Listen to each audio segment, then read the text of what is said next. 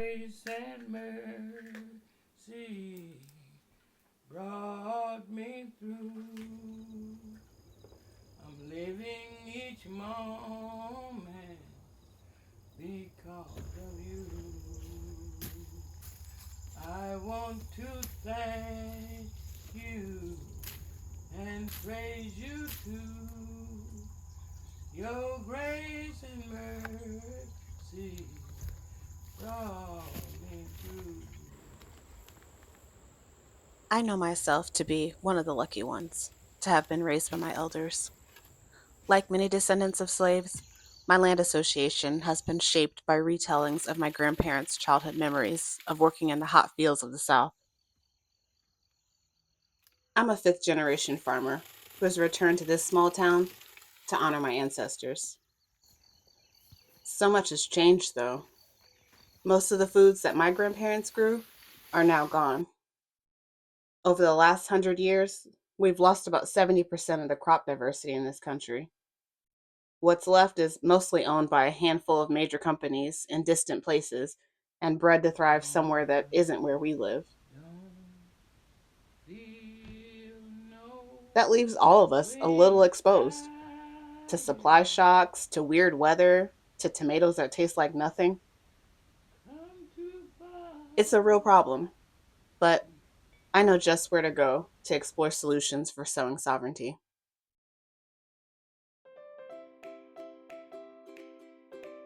Basically, if you have a library card with us, you're allowed to take up to 2 packets worth of seeds per month. If you don't have a library card with us, you're allowed to take up to 1 packet of seeds or the equivalent of, a little bit of these and a little bit of that per month. We welcome anybody to bring, if they have extra seeds that they bought, if they have seeds that they, like you, that they harvested themselves from their own plants. We welcome anyone to contribute. But we don't require them to contribute to take from it. Hmm, we might be onto something here. And part of the solution is older than any of us. When people save seeds from the plants that do best where they live, those plants naturally adapt to the unpredictable weather, pests and diseases, and environmental changes in that area. Season after season, they get tougher, tastier, more at home. That's what local seed adaptation is. The more local the seed is grown, the better it is to do. How do you see seed libraries serving as a tool for community resilience and food security? Yeah, yes, yes. How? Yes. I feel like seed libraries are a way to sort of make something tangible for people who have no experience at all with gardening or growing or anything like that.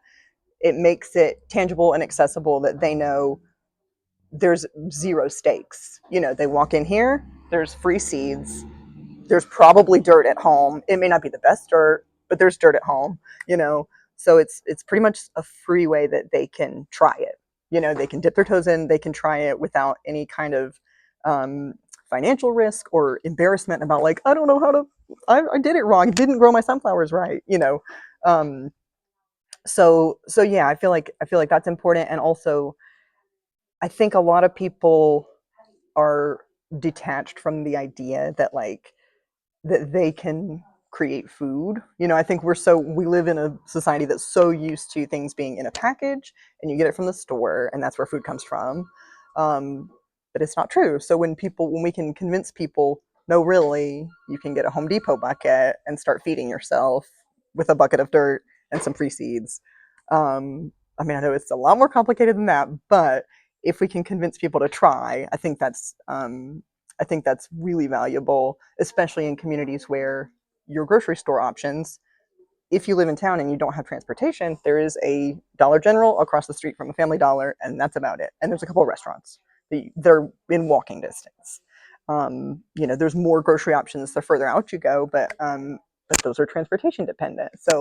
Um, so yeah, I think that having this available is something that's important to any community that's experiencing food insecurity, food deserts, things like that. It's sort of a reminder that you can do certain things for yourself, even if you feel intimidated by them, that there's people here to help and there's resources here to help.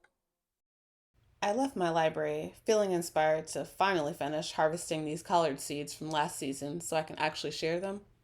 But also, it was a reminder that I'm one of those people who can help. I'm working to increase local plant diversity on my own property, but if I invite other growers within my community to join me, we can make access to locally adapted seeds happen even faster while producing more food for our neighbors in need.